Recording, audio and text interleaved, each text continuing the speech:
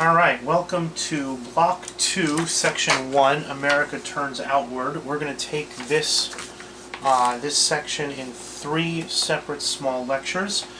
This is the first one. This is the one that begins on your term list, James G Blaine and Pan-Americanism. After the Civil War, the United States was focused internally. That the problems of Reconstruction and the problems of what to do with the southern states dominated American discourse. The frontier was still not closed. There were still Indian wars to be fought. So what the rest of the world thought and what the rest of the world did was not really a focus of the United States. That began to change in the 1880s and 1890s. Recall the frontier thesis. Frederick Jackson Turner said that once the frontier was closed, the United States would need new openings to its markets. Farmers and factory owners are looking for new workers, not new workers, but new markets. The saying back then was expand or explode, and you don't want to explode, so expansion was where people wanted to go.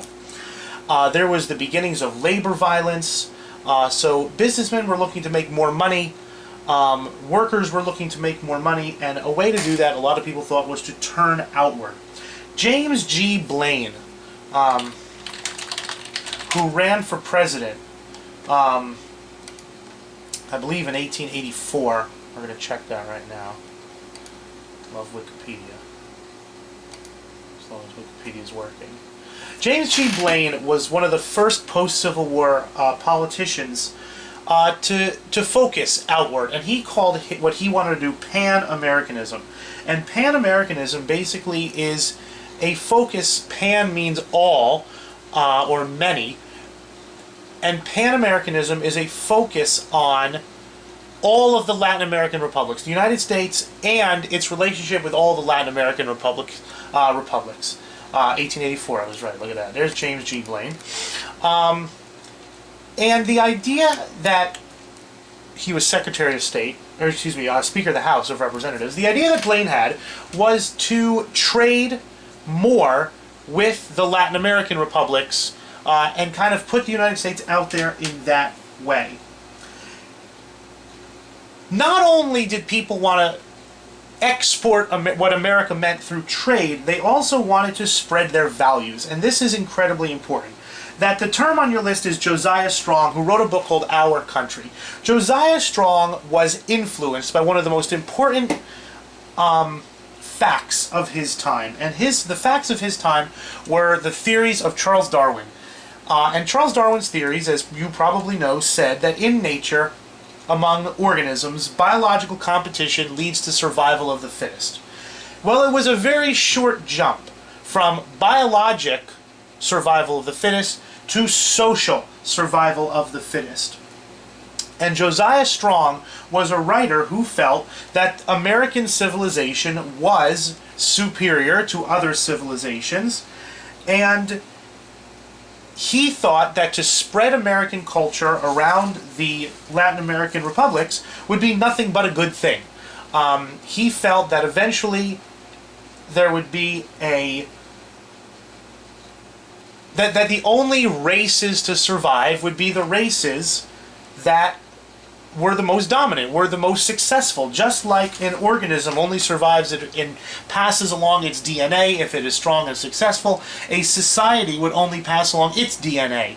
It would only have a future if it too was strong and successful. Today we would call Josiah Strong a racist, an ethnocentrist. He was an unabashed supporter of what it meant to be an American, and he thought, Josiah Strong did when he wrote his book, Our Country, he thought that it was the job of the United States to spread its civilization, spread its values to the wider world, to backward people in and around the Latin American republics. The United States also was expanding in more traditional diplomatic ways. There was a controversy with Russia over who could fish in the Bering Sea. Really quickly, if you've ever seen Deadliest Catch, takes place in the Bering Sea. Here's the Bering Sea. It's between Russian Siberia and American Alaska, and there was just a controversy over who could catch seals there. But for the first time, American diplomacy began to be assertive. And that's the importance of this silly, 150-year-old dispute over seals, was the fact that it was the first time post-Civil War that Americans kind of insisted on their rights with other countries, kind of pushed the envelope, if you will, in this case with Russia. The next thing that the United States did in a more traditional vein was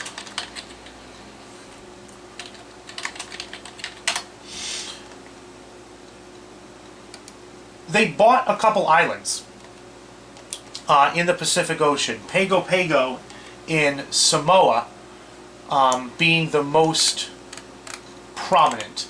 And the purpose of buying Pago Pago, and let's see if we can kind of blow up this map a little bit. That is not a very helpful map. Let's see if we get a world map. American Samoa. It's in the Pacific.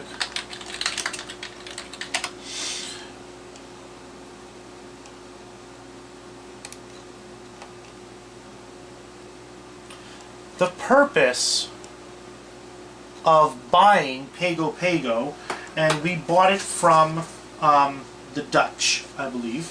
The purpose of buying, there it is, you can see it's in really kind of the middle of the South Pacific Ocean. Here's the Pacific Ocean, here's California, Alaska, Australia, Hawaii, and here's Pago Pago and American Samoa. And the purpose of buying that was to have a place for American ships to stop on the way from California to Australia, to refuel, to recoal, to resupply. So for the first time ever, really, all of a sudden there is the American flag planted in a place very, very, very far away from the American continent. And that is the first looking outward of the United States in the late 19th century.